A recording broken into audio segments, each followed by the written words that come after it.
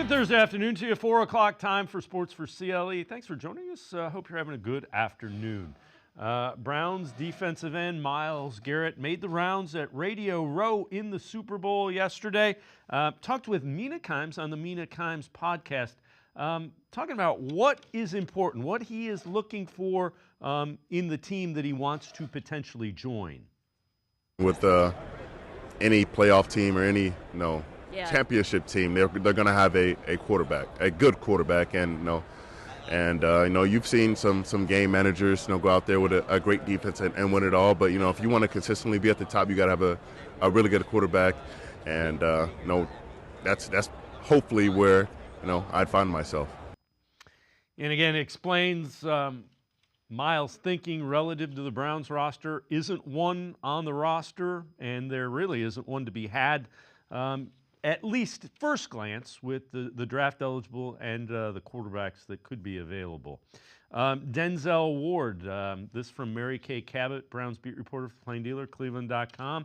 At the Super Bowl again, Denzel Ward told Mary Kay if Myles does in fact leave, he'll question whether or not he wants to be around for the Browns as they go into what would obviously be a rebuild. So a lot of levels to Myles Garrett's trade request, and as you might guess, all the Browns have an opinion relative to Myles Garrett and the need for him to be back with the Browns. Here's tight end David Njoku. It was awesome. It was awesome. I'm not going to ask about that. Yeah, you better not. Are you sure? It's too fresh. Too fresh. Do you want to make like a plea? Come on, dog. Stay home, bro. He knows who I'm talking to. Stay home. Come on, give it another shot. We ain't that far off, honestly speaking. So, do you and Myles Garrett have like athletic battles in the weight room? That's my brother, man. Really? I mean, we came in the same time, same round, everything. So we've been there the same amount of time. So we've seen the lows to the lows, the highs to the highs in our team. You know what I mean? So I don't think we're done yet. I know he wants to win. I know he wants to be great. He wants to be a champion, and so do I. And you're saying stay home, stay home, baby. We ain't. Come on, dog. So you think you guys are close? We already got this far. We didn't come this far just to come this far. You know what I'm saying? So he knows he knows exactly what I'm talking about. But you think you guys are close? I think we're close, man. We just need a healthy quarterback, a healthy good quarterback. Yes, they need a quarterback. Again, that's Mike Golick Jr., the host of that show. So Denzel Ward, again, this one from Pro Football Talk. He was asked just kind of where he views the Browns and where they're at.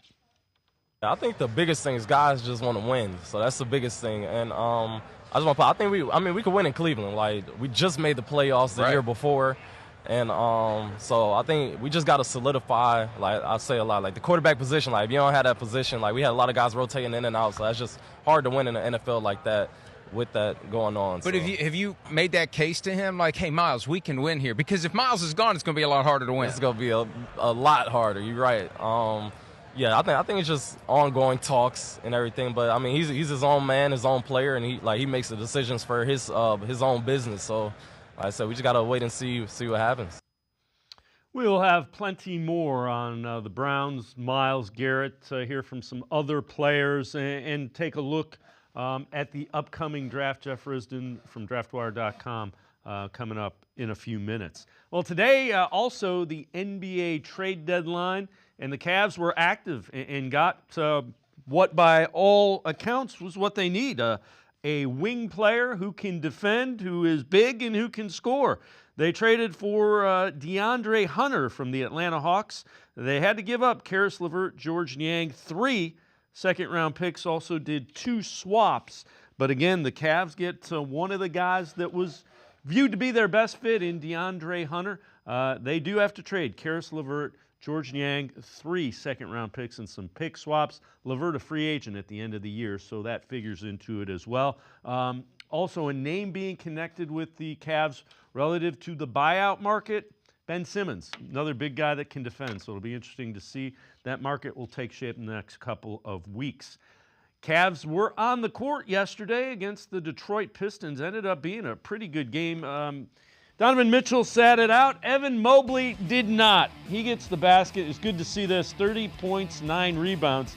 Cade Cunningham had himself a night. Knocks down the three-pointer. He had 38 points in the game. Time running out, and he gets fouled. So Cade Cunningham fouled on a three-pointer. He would make all 3 of the free throws to tie it up. But here's how the game ends. Darius Garland from that little basketball near half court, and he calls game. Darius Garland nails the 3-ball to win it, and the Cavs escape Detroit, who's playing very well under J.B. Bickerstaff. 118-115, Cavs win it on that shot by Garland just inside half court. We look at the Guardians. The rotation has Tanner Bybee, Ben Lively, Luis Ortiz, who they acquired via trade after the Andres Jimenez trade, and another one. So those 3 look to be pretty set. There are a lot of possibilities after that. You know, there's Logan Allen, there's Gavin Williams. Can those guys get it together? Some intriguing possibilities a little bit further down. Tristan McKenzie comes to mind, as McKenzie has not really been healthy the last couple of seasons. He's trying to rehab elbow issues without having surgery. If healthy again, could be a big lift for the Guardians' rotation. Last year at 16 big league starts, 3.5 ERA, an ERA over 5. He allowed 19 home runs in those 16 starts. Finished year at AAA, again 4-4, ERA over 5. The Guardians feel he's healthy, and if he could get back to the form he had in 2022 when he won 11 games in the big leagues with an ERA under 3, that would be a big lift for the rotation. Another guy that could be a possibility is Slade Cecconi. He was acquired. Josh Naylor trade with the Diamondbacks. He's in the mix. Cecconi struggled in his time with the D-backs last season, though. Started 13 games for Arizona, 7 more out of the pen. 2-7, 6.66 ERA. Long ball a problem for Slade. Gave up 16 home runs in just 77 innings pitched. He did strike out 64 in those 77 innings. Has a fastball in the mid-90s, touches 98, said to be a wipeout slider. Word on him, consistency with his off-speed and location of his fastball a problem. Those are problems that will come to get you in the big leagues.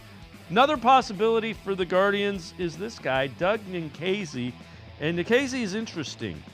He was drafted in the 2nd round in the 2021 draft out of Ole Miss. Pitched in AA and AAA last year in the Guardians system and was really good. 7-4 record, 2.98 ERA. Struck out 124 batters in right around 124 innings. He allowed a batting average against of just 192. Now, it doesn't light it up relative to the radar gun, low 90s. But you know what? All of his minor league stops, he's been able to get pitchers out. So Doug Nikhazy, one of those college guys that the Guardians, very good developing, left-handed pitcher, battling for a spot, either in the bullpen or the rotation, could get it done with a really good spring training. We're going to step aside, take a quick timeout. We turn our attention to the Browns. Jeff Risdon, DraftWire.com. Straight ahead. Sports4CLE, be right back. Stay with us. The Ohio Lottery Partners in Education program is dedicated to recognizing exceptional students, teachers, and schools throughout Ohio.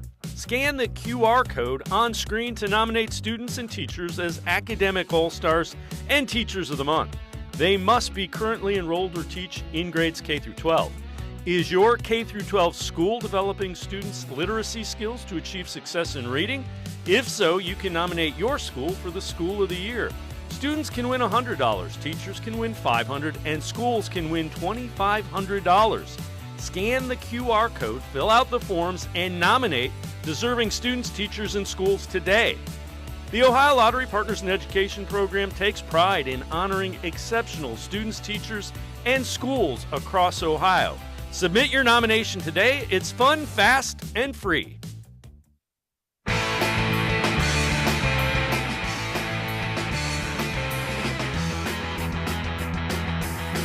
We turn our attention to the Browns and the draft and the scouting combine. Let's head to the voicemail of Truth and Reason. About the Myles Garrett trade. I know I'm probably going to get some backlash.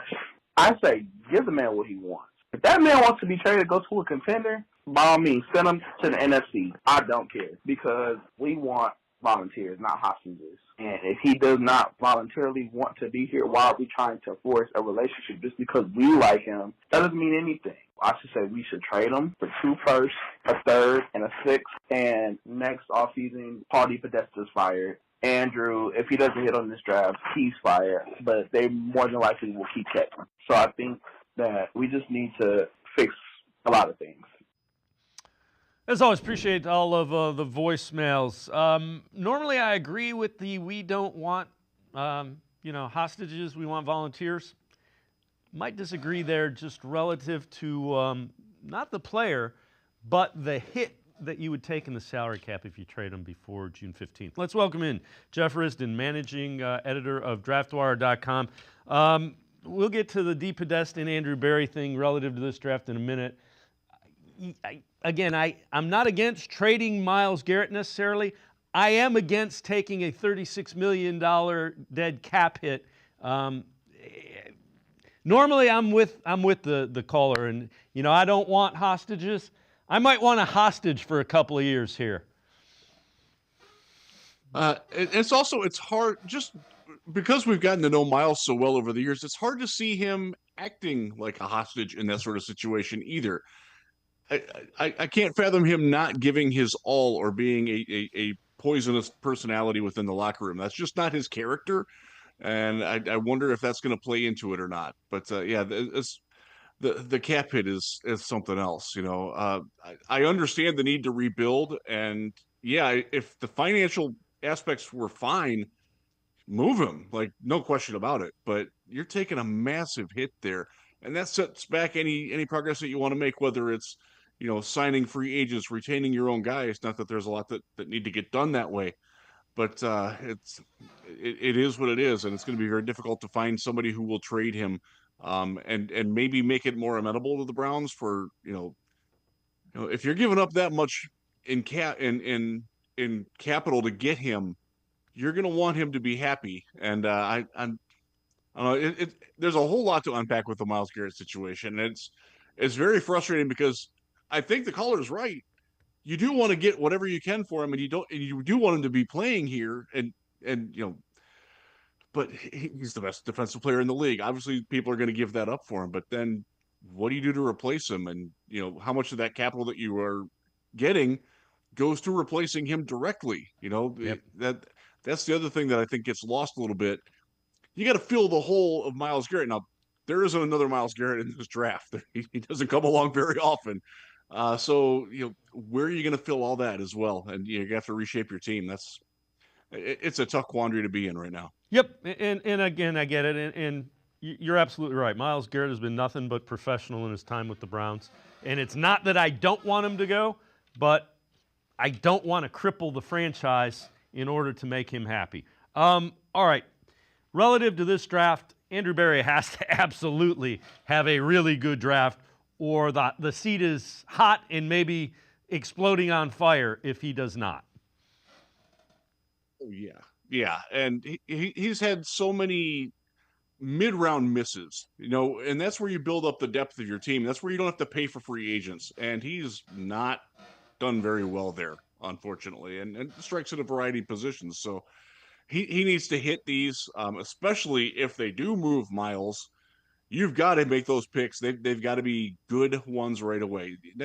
You can obviously have a developmental player with your middle round pick and any late round pick that you get, but they need to at least show some progress that there's a chance that they will be a good contributor down the road fairly quickly. But if you're getting first round picks, whoever you're taking at 2 and whoever you're taking at wherever you trade them to, those have to be impact players right away. And if they're not, I think then AB loses the Myles Garrett trade right away, regardless of how it plays out in 2026, 2027. He's got to do it good this year for sure. All right. So in talking, I agree. We both agreed. The Browns need some wide receiver help. It has not been a strength of Andrew Berry. Take a look at this, and this is what we're talking about. These are wide receivers that he's drafted, along with the round they've been drafted in. So Donovan Peoples-Jones in the 6th round was a pretty good one. That was in 2020. Anthony Schwartz in the 3rd was not good. That was awful.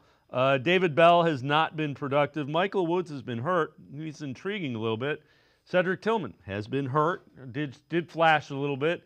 and we just didn't see enough of Jamari Thrash. Passing league, without question. I don't think anybody would argue that. We haven't had a quarterback, and we haven't had a big play wide receiver that we've drafted. That's a problem. Yeah, and now Amari Cooper's gone, so you really don't have that. Obviously, Jerry Jeudy's a great place to start, but you've got to get better receivers for whoever your quarterback's going to be, and we wish we knew who that was going to be. But, it would be nice to get him a legit playmaker, and that list. I remember coming on the show and talking about Anthony Schwartz, and I was very excited about him at the time going into that draft, and that didn't work out. So, none of us are perfect on this, but this is a decent year to need a look. I don't think they're taking a wide receiver with their first pick. I don't think they're taking it with their second pick.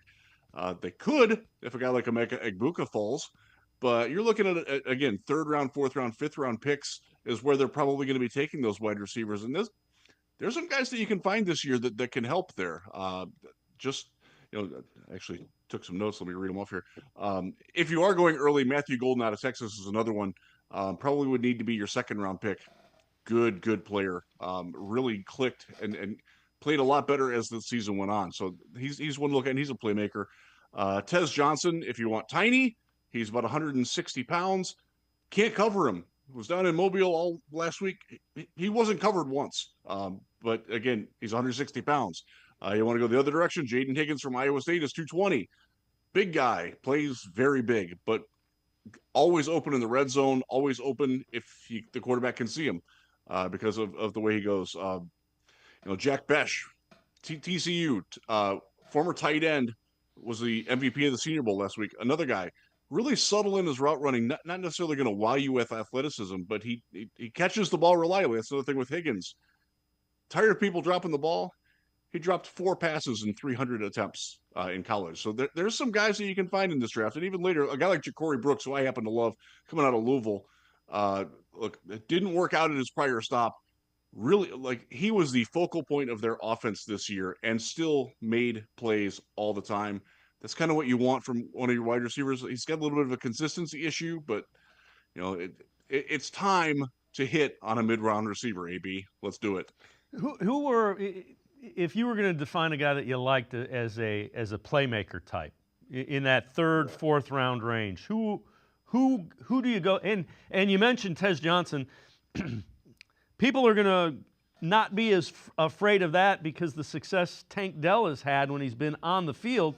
Problem is he's been hurt the last 2 years. Now, even a big guy can get hurt with the injuries. He's had a broken leg and a dislocated knee. And Tez. He's actually done a fairly good job of staying healthy. Playmakers, Maryland's Ty Felton is a guy who has great speed. He can play in the slot. He can play outside. Generally catches the ball pretty well. Doesn't necessarily have a lot of intricacy to his routes yet, but that's something that you hope that your coaching staff can develop. His teammate, actually, Caden Prather from Maryland, is another one. A guy who can make some plays down the field. Did pretty well in work in the middle of the field. If the offense is going to focus on that might be a guy that you want to be looking at. But yeah, there's quite a few guys that fall in that middle round range. Betch stands out. His teammate Savion down at TCU is another one. Playmaker, doesn't necessarily hit the layups, but he will hit the home runs, and sometimes that's what you need. All right, before we go to break, is there a late round steal, a guy that you looked at that you think might go day 3, middle to late day 3, that you think, man, this guy can play? Yeah, and he's very obscure, and I just started watching him yesterday. His name is Ephraim Chisholm from Eastern Washington, where they play with the red field. He can light it up. He's a fun study. I need to watch more of him, but he was a guy that definitely caught my eye as I'm going through all these, we get the giant list of the players that are, going to be at the Combine and Pro Days, and he was one. Okay, I haven't watched him yet, so I watched him yesterday, and I like that guy. Jeff Risdon from DraftWire. He's the managing editor, and I'm going to step aside, take a quick time out. We'll head back to the voicemail of Truth and Reason when we return. Sports4CLE will be right back.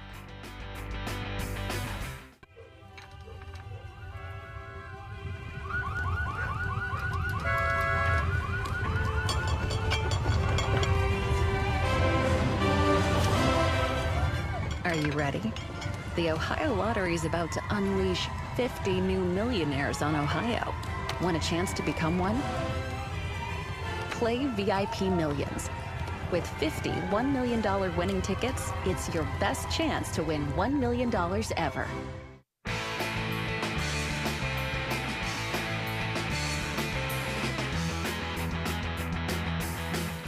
We continue talking Browns and draft with Jeff Risdon, managing editor of DraftWire.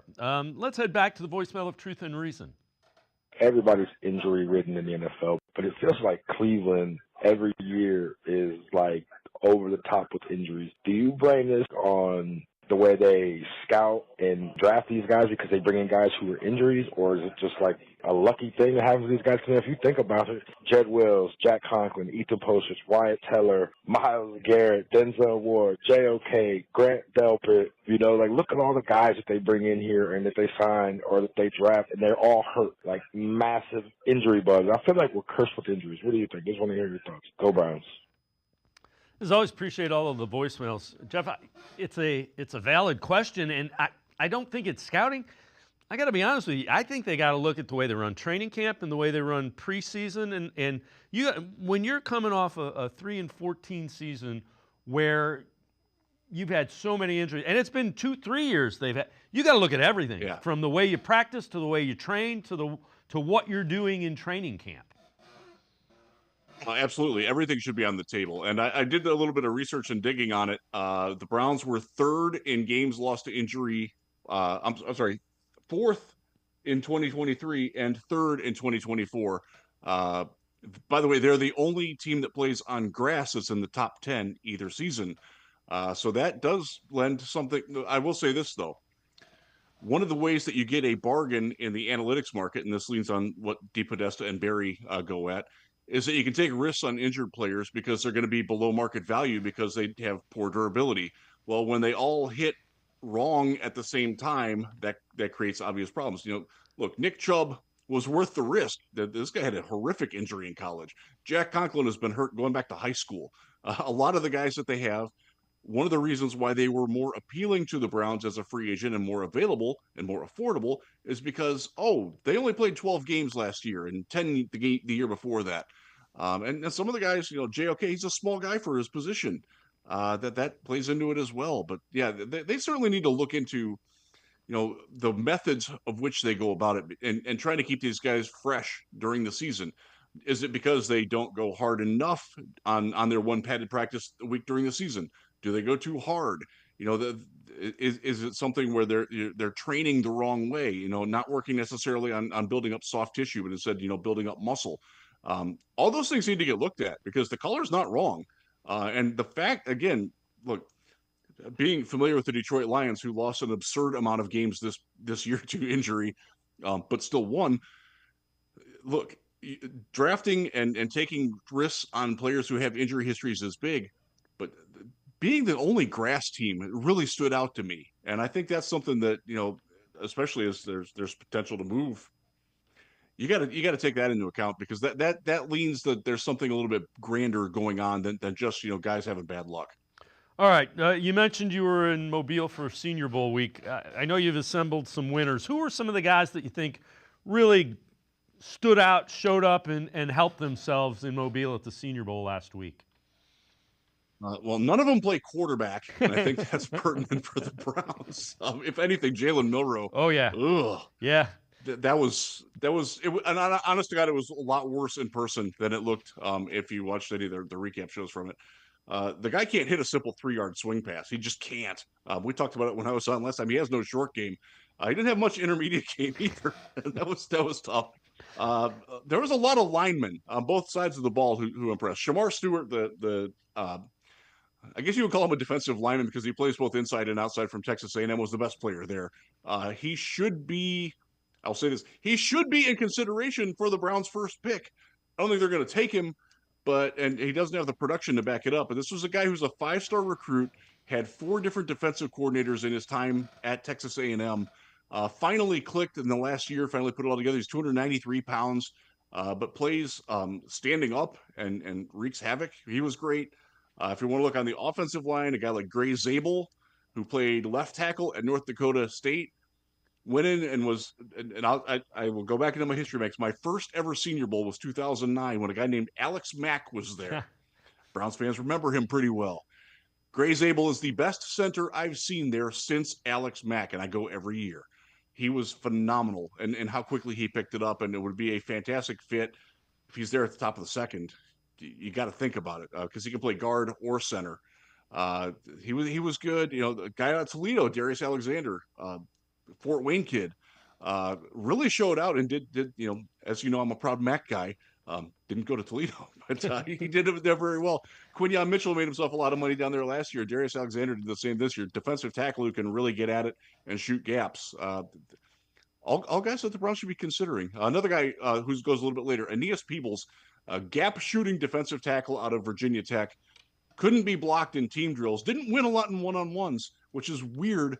But he's a guy that, you know, if you're taking him in the third or fourth round, which is probably where he's going to go, he can help your interior pass rush right away. He's the guy that the Browns wanted Perrion Winfrey to be, another miss from AB back in the day. All right, well, another position group that the Browns, I would imagine, will look to bolster in the draft is running back. Field Yates, Mel Kiper Jr., what they have seen from Tennessee running back Dylan Sampson, this from ESPN's First Draft. He carried the ball 20 times or more in 8 games this year. He was a workhorse. He was up at 30 carries against Mississippi State. He had 22 touchdowns. Yeah, he was more of a receiving entity this year, slightly more 20 catches. To me, explosiveness, attitude, approach, contact balance. He gets that spin move going. I mean, he's electrifying. He smells the goal line in short yardage. He was effective. I love Dylan Sampson.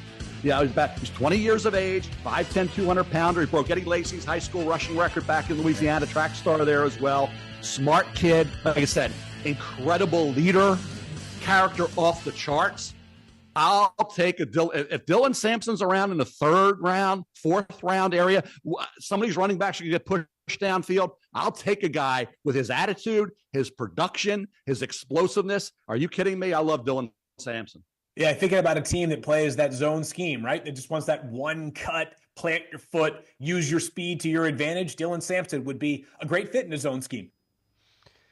So let me ask you, Dylan Sampson, who are other guys in that 3rd or 4th round range? I would imagine the Browns looking, and they may even go earlier, but they need to rebuild the run game. Who are some running backs in this draft that you like? And it's a really good year to need a running back in that range, that day 2 or early day 3 range. And Sampson is Mel's there because he's good at his job. People don't always agree with him, but he nailed Sampson. I'm totally with him on that. A guy like Caleb Johnson out of Iowa is a good one. Devin Neal from Kansas is a guy who stood out a little bit down in Mobile. He can catch the ball out of the backfield. Cam Scadaboo from Arizona State. Everybody remembers the game against Texas. Fantastic. He's slow. A very different style of player, but he's another one that can get things done. Saw a guy last week, Marcus Yarns out of Delaware, is a guy who can really catch the ball out of the backfield well, doesn't dance in the backfield when he gets the ball. I think that's something that's important with this, especially with the offense that the Browns run. You want a guy that's not going to, just sit there and shuffle his feet. You want him to go and attack where that hole should be. And he's a guy that does that. A fun year for running backs. If you want a bigger guy, Ollie Gordon out of Oklahoma State. My goodness, 233 pounds. I shook his hand last week. I thought I was going to lose my paw. Just grip strength. And by the way, he can throw the ball. High school option quarterback. A lot of fun running backs in the middle of this draft, and the Browns should definitely be interested in at least one of them. Look, you don't know what you got with Nick Chubb with the injury going forward. You don't have any difference makers right now. You need difference makers, period, all over the offense. If you can get one at running back, don't shy away from it. Look what it's done for Philadelphia getting Saquon. Look what it did for Baltimore getting Derrick Henry. Look what it did for Detroit getting Jahmyr Gibbs. None of those guys were super popular. We're going to pay these guys. We're going to draft them that high. Well, yeah, look at the impact that they've made on the game. I think the tide is changing a little bit, and it'd be nice for the Browns to get back with that. They've been there with Nick Chubb. You got to find a replacement for that because you can't. Look, we all love Chubb. I'm worried that he might be done. All right, so you've done this for a while relative to the draft, managing editor of DraftWire, Jeff Risdon. when you look at this draft, regardless of position, who are some guys that you think are, multi-year All-Pros, Hall of Fame type guys? When you look at the top of this draft, how many of them are there, and who do you think they are? Well, there's not many. Travis Hunter is the obvious one, and I think he's a cornerback before he's a wide receiver. But if he's a guy that you can play as a 90% of your snaps at cornerback and slide in for 10 to 15 pass reps on offense, I think that's feasible. Incredible talent, incredible guy. I would love to see him. I think we're going to see a lot of All-Pro seasons out of him. I like Malachi Starks a lot, the safety out of Georgia. I think he's got there's some work to be done with him, but he's got all the intangibles to be, that next big playmaking safety who can line up all over the formation. I think that's sort of where the league is going, much like Kyle Hamilton with the Ravens. He's in that mold of player. I love him a lot. Look, Ashton Jonty. I know it's not sexy to take a running back in the top 10. He's the third best player in the draft in my eyes, and he does things. If you watch him and you go back into in your memory banks or YouTube and watch a little bit of Emmitt Smith. He's like Emmitt Smith in so many ways, and I like. How do you like? Emmitt's one of the greatest of all time. I don't think he can back away from that. So he's another one. I don't see it with quarterback, wide receiver, linemen. Linemen are always tough. This is a weird year because the offensive tackles aren't so great, but the interior guys are really good. You can find a lot of guys who are going to play in a lot of Pro Bowls or, get nominated into the Pro Bowl and they don't actually play it anymore. I think you're going to see a lot of guys like that. Gray Zabel could be one. And there's a guy that's probably going to go in the 20 to 35 range. So you got to pick and choose, but Hunter would be the easy answer. I hate that it's a cop out, but it's true. Jeff Risdon, managing editor, draftwire.com, and I are going to step aside, take a quick time out. Other side of the break, we'll talk a little bit more about the Browns, a little bit more about the draft. Sports4CLE, will be right back. Come back to go forward. Back to learning new things. Back to pursuing your dreams.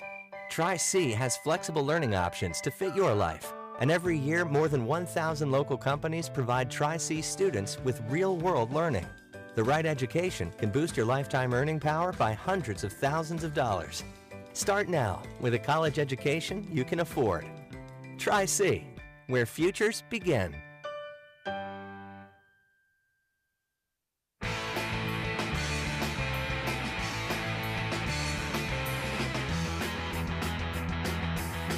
We continue talking Browns and NFL draft with Jeff Risdon, managing editor of DraftWire. Former NFL quarterback Chris Sims. His read of the Myles Garrett trade request.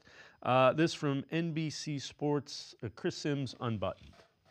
They've had talent. They have not been able to make it happen. He's at a point in his career, and he's a caliber of a player that is like he's just going, I've had enough.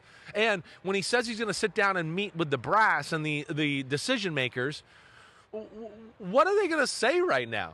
Oh, we're going to win the Super Bowl in the next 2 years. We're just not sure who our quarterback is? Yeah. Oh, we're going to make all these improvements, yet, oh, that's right. We got to pay Deshaun Watson $45 million each in the next 2 years, even if he's not on our team, right? How can that even go over to where you can go, oh, yeah, that makes sense, let alone they traded Amari Cooper. They got some other guys where it looks like they're about to flip over the roster and try to go young.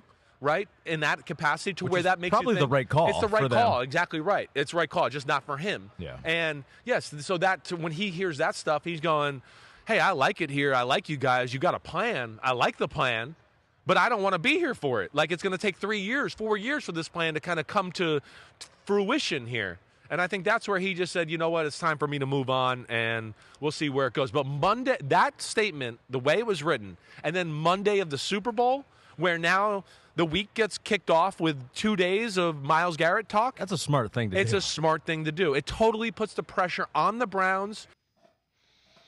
And, Jeff, I would agree with that. That was probably the goal. Put the pressure on show me what you're going to do. So it puts an urgency relative to free agency. And I get it. The main thing is, you got to get a quarterback. If you find a quarterback who is top half of the league, just not bottom third of the league, you probably and you know it was historically bad this year. If you have a quarterback who's competent, they're probably a 7, 8, maybe 9-win team, and with a break or two here, they're in the mix. But they were so bad, they were 3 wins. They kept turning the ball over. It was really tough to watch the offense. And look, some of that, you got to build up the line as well. And I think Myles knows that. Who knows what's going to happen at some of the line positions. But back to, like, I think Chris Sims, I think they were exactly right. Like, he clearly doesn't want to leave because he hates Cleveland. It's his timeline at 29 years old doesn't sync up with where the line or where the Browns and the line is at going forward. And that's something that, look, he's absolutely calculated. Look, we know Myles. He's a smart dude. He's very calculated on this. He's absolutely right. It's dominated the sports talk. I listened to Sirius XM NFL radio yesterday. They spent 2 hours talking about Myles Garrett and where he could go, why he wants to go. Very shrewd move on his part.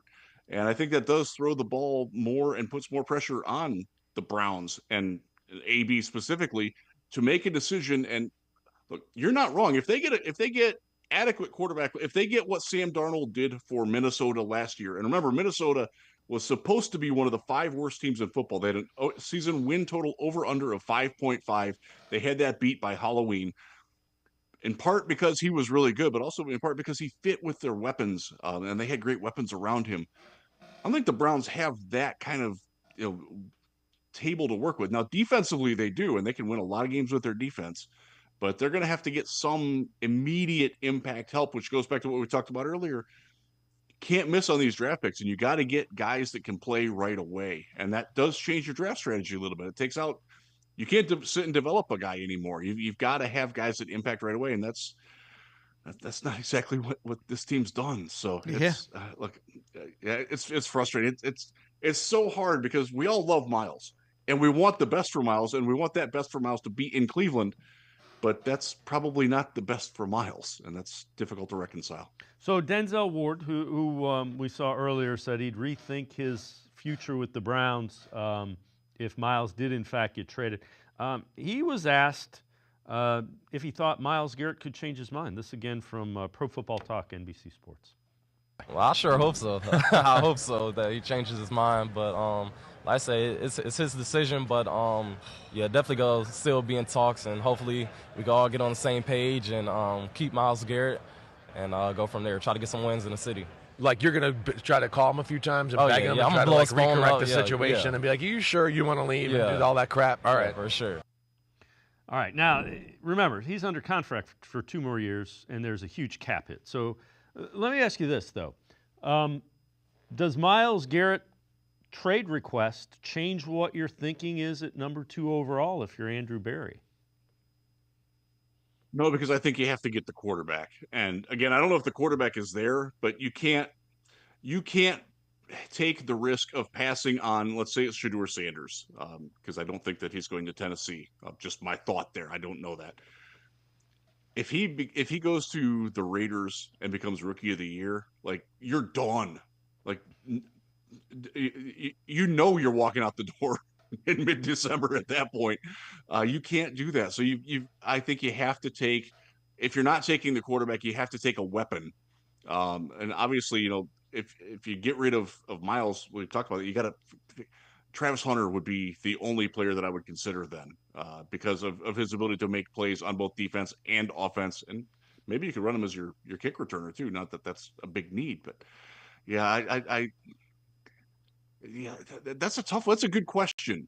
But I don't think it does, because you're not going to be looking to replace Myles with that pick. That guy just isn't there in this draft. So here's the other question, and I know you've talked about Travis Hunter. My concern with Hunter, and it's not unlike when they drafted JOK. They gave JOK pieces of the defense so they didn't overwhelm him.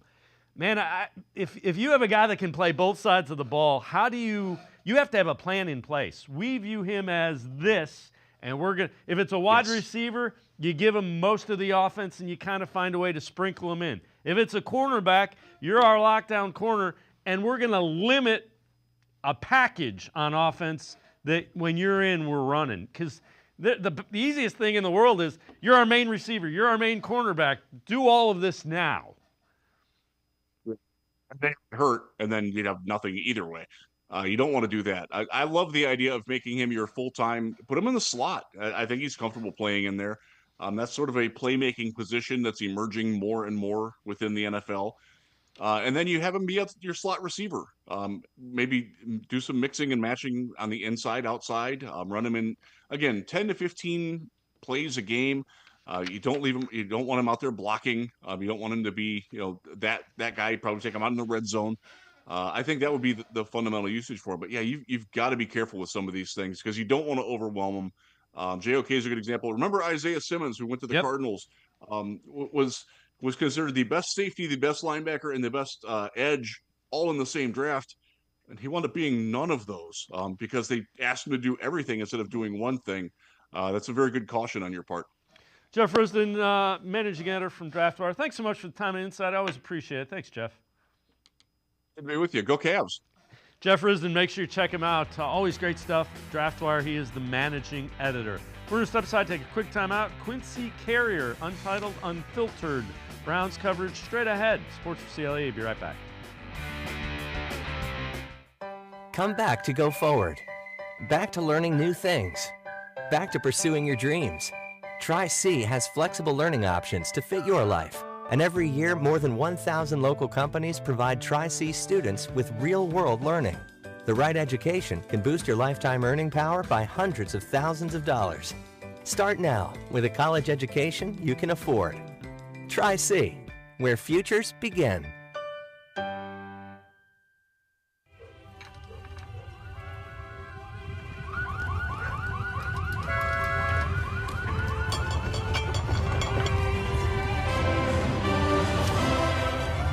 Are you ready?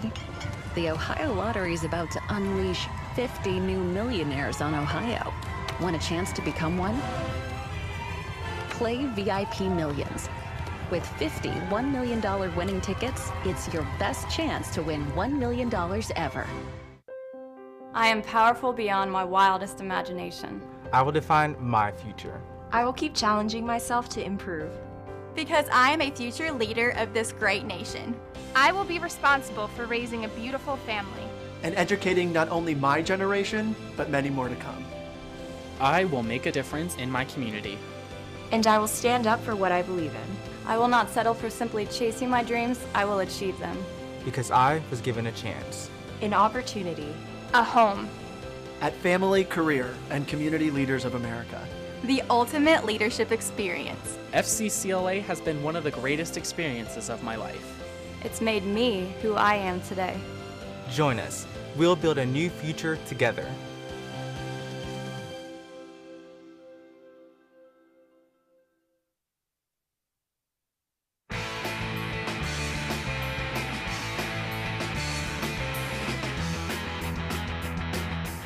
We continue talking Browns on Sports4CLE. Let's head to the voicemail of Truth and Reason. I believe Myles Garrett is actually trying to become the villain in this situation. Nobody blames him for wanting a trade because I think the Browns should trade him at this point in time. But for him to be going around Radio Row and being all giddy about possibly playing for Washington or these other teams without considering the fans and the people who have invested time and money into him personally, I think that's kind of disrespectful. And we can technically send him wherever we want. I just think Myles needs to really take the fans into consideration while he's going around pitching himself to other teams when the Browns technically don't have to do anything with him. That's just my thoughts. If anybody doesn't want to be here, I say let him go. With that being said, go Browns. As always, appreciate all of the voicemails. Let's welcome in Quincy Carrier from Untitled, Unfiltered Browns coverage. Quincy, Myles wants to go to a winner. The problem is the dead cap hit that the Browns would take on top of what's already a challenge because of the contract and the situation with Deshaun Watson. Well, there are multiple problems with it, right? And it begins like all that stuff aside. the reason this is an issue, he's Myles Garrett. He's too good of a player to trade, right? So there's that. The Browns were never going to be excited about the idea of trading Myles Garrett specifically in this offseason because of all things you mentioned, and on top of the fact that he is Myles Garrett. So yeah, there's a lot to think about there with potentially trading him. I just think, yeah, I kind of agree with the caller where the strategy from him, something else feels up to me, Yeah, it doesn't seem like it's not the way he has conducted himself in the time he's been here. I would agree. Do you think it changes the Browns' future plans? Just his desire to be traded and ask for a trade? Yeah, because I wonder how much of this for Myles is truly about going to a competitor, right? Because, well, not a competitor, but a competing team.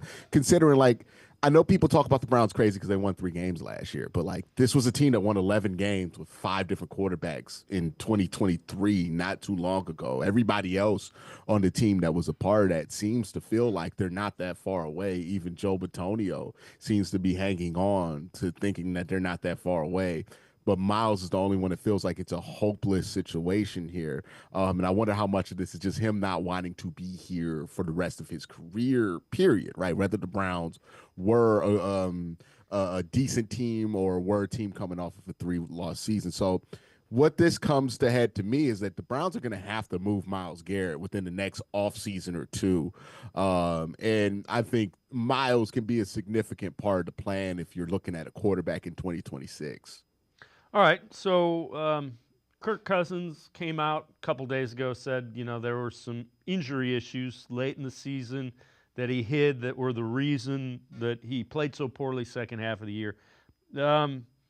Is he making more sense? I know you've also talked about, could Matthew Stafford save the Browns? So those two quarterbacks, the veteran quarterbacks. Yeah, I mean, Kirk Cousins and Matthew Stafford, they both exist on different tiers, right? If you're able to get Matthew Stafford, I think that's the one thing you can kind of sell is like, hey, we're winning now. We're going to have a window to try to do something this year. I don't know how realistic that hope is, but you do have that hope, at least. It's a valid hope because he is a Super Bowl winning quarterback, and it wasn't that long ago that he won a Super Bowl with the Los Angeles Rams. Kirk Cousins is a bit of a different one, right? Like you're looking to get average quarterback play over the next couple of years. I think Kirk can give you that, right? I think a lot of what made him play so poorly in Atlanta was fit and was injury. And I think if he recovers from that well and he works out fine for you in the offseason, then I think he'll be a fine average starting quarterback, which would be a massive upgrade to what the Browns had at quarterback last year. So let me ask you this. If the Browns get average quarterback play last year, what's their win total? They're probably like a 9-10 win team, right? They're probably similar to Pittsburgh, I would think, right? If they just get average quarterback play, but the truth is they didn't just get average, below average, right? They got the worst quarterback play in the NFL from Deshaun Watson, and probably the second worst quarterback play, or worse than Deshaun Watson, out of DTR for most of the season. When they did have Jameis in there, they played about 500 football, but then obviously Jameis's interceptions reared their ugly heads there. It's ugly head there. So, the quarterback play was just abysmal last year. If you can't get somebody who can hold down the fort, I mean, we saw in 2023, they got decent quarterback play. They won 11 games in the AFC North, where it's always difficult to win 11 games. I find it hard to believe that if they would have gotten similar or better quarterback play than they did in 2023 out their quarterbacks, then they wouldn't have a similar result. So is there a good quarterback option for 2025? I'm curious. It's like Kirk Cousins makes the most sense. I don't see one. Do you? There's not a single solution here that's going to make you go, oh, my goodness, Andrew Berry's the greatest GM ever. We just solved the quarterback. Like, there's nothing like that, right? Everything's going to be, okay, right? Like, that's the level of solution that we have at quarterback. This is why I don't think it's a year to go for your long-term solution at quarterback. There's not going to be a secret trade out there that's going to save you. Like anything that they do would be short term. Any long term move they can do, I would have serious questions about, right? Like if they were out to trade a bunch of first round picks for Kyler Murray. Yeah, it's better than last year, but it's a high price to pay to get better than last year, right? Same thing with like using number 2 on Cam Ward or Shador Sanders. Not a big fan of that either. So it's a year, Dave, where the answer to quarterback is going to be short term. Yeah. And you're hoping to find the best short term answer, because if you look at 2026 and 2027, these look like dramatically better years to go get a quarterback than this year. And there's nothing you could do if you want to make that. Like, you can't make one of these guys come out. So, you just kind of got to wait, and you got to get an option at quarterback that's going to allow you to bide your time. And I mean, that's where Kirk Cousins is, right? Vet minimum, 1-year contract. You don't got to commit much to him. It makes a ton of sense. All right, before we go to break, do you think the Browns, should they follow the Eagles template to success? And remember, Andrew Berry is from that Eagles front office. I think every team should follow the Eagles template to success, right? Because you're not going to be guaranteed to have one of the 3 best quarterbacks in the NFL. You should want to build a team that should be able to survive around the quarterback position as much as possible. And then once you get a guy in there, you can elevate that guy with what you have. And imagine if you get somebody very high level in there. I think that's a template that the Browns should follow. They're a run-first team. They've always had their best success under Kevin Stefanski when they are a run-first team. I'm watching Saquon be the best player on the team that's going to the Super Bowl. And I think to myself, well, what's this draft really good at, Dave? Run defense and running the ball. Like, you get a ton of guys to help you run that ball. You get a ton of guys to help you defend against running the ball. Just use the draft where it's strong. You can't force a quarterback this year. That's fine. But I can make this run game better. Quincy Carrier and I are going to step aside, take a quick timeout. Quincy was at the Senior Bowl in Mobile last week. We'll get his take on some players that should be on the Browns' radar from that Senior Bowl. Sports4CLE, be right back with Quincy Carrier from Untitled Unfiltered Browns coverage. Stay with us. Full Court Action is a half-hour devoted exclusively to men's and women's basketball from across the Mid-American Conference. Hello, everybody. I'm Dave Bacon. Join me at 6:30 Tuesday nights, and we'll meet the coaches and players from the Mid-American Conference who are making an impact in basketball. Full Court Action will spotlight the top plays and performances from all across the Mid-American Conference, with some historical action as well. Catch Full Court Action Tuesday nights at 6:30 on Rock Entertainment Sports Network.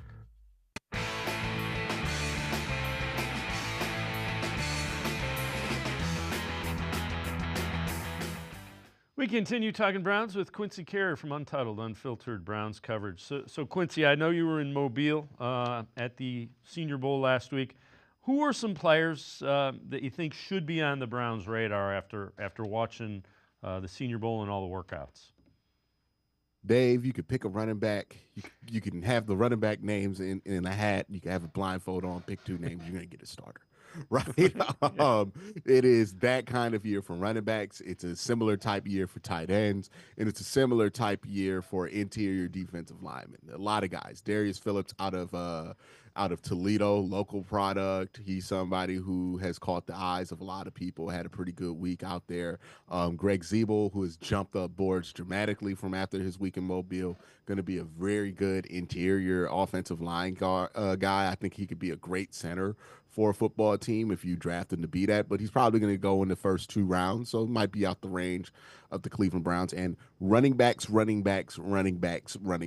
Devin Neal looks really good. R.J. Harvey had size concerns about him. Saw him in Mobile. No size concerns about him. No, he's not tall, but he's not small, right? I thought Damian Martinez had a pretty good week out of Miami. I thought Elijah Arroyo out of Miami had a pretty strong week as well, the tight end guy out of there. Ferguson from Oregon, I thought he had a pretty good week there too. A lot of those players, right? And I talked about it earlier. This is the year to build your run game, and this is the year to build your run defense. Yeah, you mentioned the running backs, and I know you've talked about the Browns. Why do they need to draft a running back? And you know what? I'm with you. I think I might take 2 from this year's class.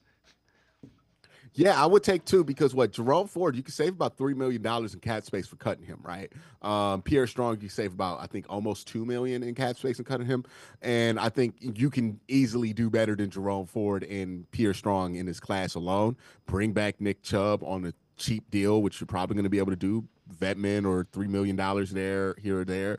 And then add 2 running backs here. I mean, if you could pair, let's say, Caleb Johnson from Iowa with R.J. Harvey, or Caleb Johnson with, could you imagine Travion Hendrickson, just getting both of those guys? That's a possibility in this year's draft because of the depth of it. I wouldn't sleep on somebody like Quinshon Judkins, who I think he's getting slept on as a every down back by a lot of people because he doesn't have that breakaway speed, or he isn't the dynamic route runner that a Travion Henderson is.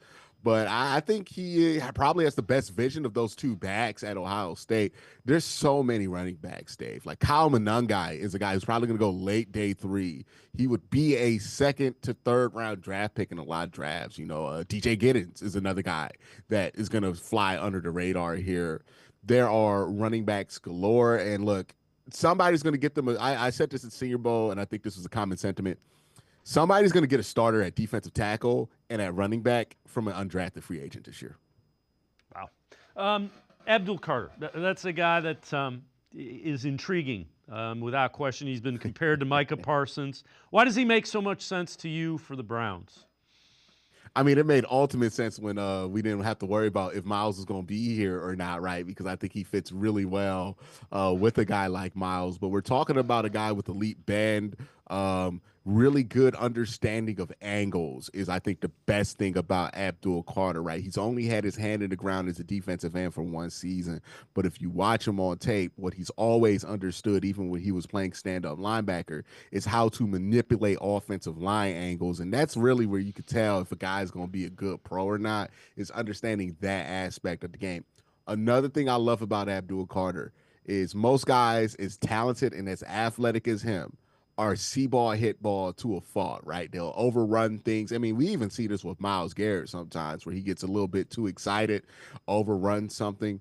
Abdul doesn't do that. He's a very smart, cerebral heads-up player. And sometimes it'll make you get frustrated with him because he starts a little slow in games, but he's being cerebral. He's understanding the patterns of how guys are trying to attack him, and then he's formulating a plan to go against him. I think mentally he is an elite prospect. I think what he can do with his bend, his arms, his speed, his quickness off the ball makes him an elite prospect. The only thing not elite about Abdul Carter is that he's in the body of a smaller edge rusher, but that doesn't deter me. All right, before I let you go, I know you've addressed this. Simulate free agency for the Browns and the draft. So what do you think they do in free agency and the draft? I think they swing at tackle in free agency, right? Get themselves a real starting left tackle and then play out the DeJuan Jones and Jack Conklin thing however they want to play it out. But I think they got to get themselves an answer. There's a tackle from Los Angeles that'll be a free agent I think they'll have their eyes on. Also, Dan Moore might be somebody that they look at. But tackle is where they go at.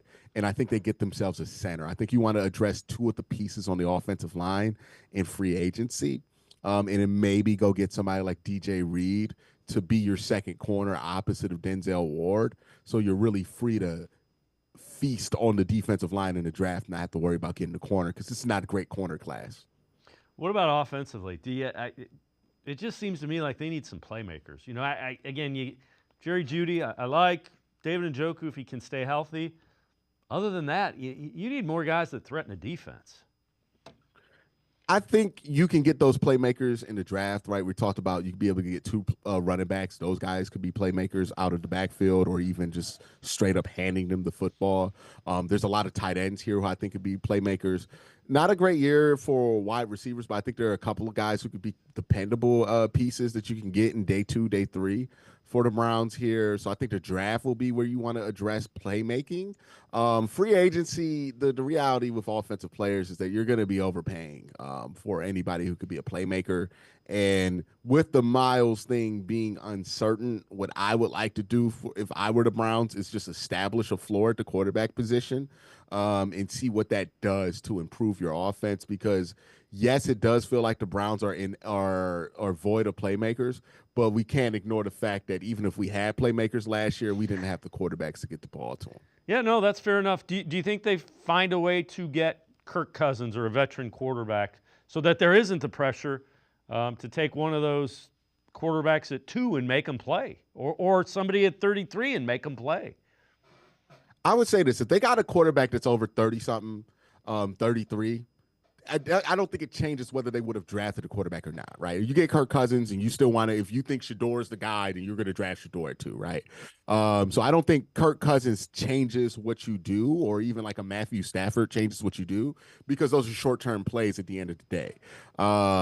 So, yeah, I think they can get Kirk, especially. I think that's very likely, to be honest with you. Everybody in Atlanta feels like that's going to be what happens. It feels like it makes a ton of sense for Cleveland to make that happen. And it feels like a good stopgap for both parties, right? If you're Kirk Cousins, you're looking to go somewhere you're familiar with, and an offense that you're familiar with that still has enough that you feel like you can win games with, and you can rebuild your stock with. And then if you're the Browns, I mean, a guy like Kirk who could hold it down for a couple of years while you try to find a long-term option, that's exactly what you're looking for. Quincy Carrier, great stuff as always. Appreciate the time and the insight. Thanks very much, Quincy. No problem, Dave. Thank you for having me on. Quincy Carrier, make sure you check him out. Always great stuff. Untitled, unfiltered Browns coverage. Go find him. Really good Browns insight as well. It's going to do it for this edition of Sports for CLE. We'll see you back here tomorrow at 4 o'clock. Have a great night, everybody. See you tomorrow at 4 on Sports for CLE.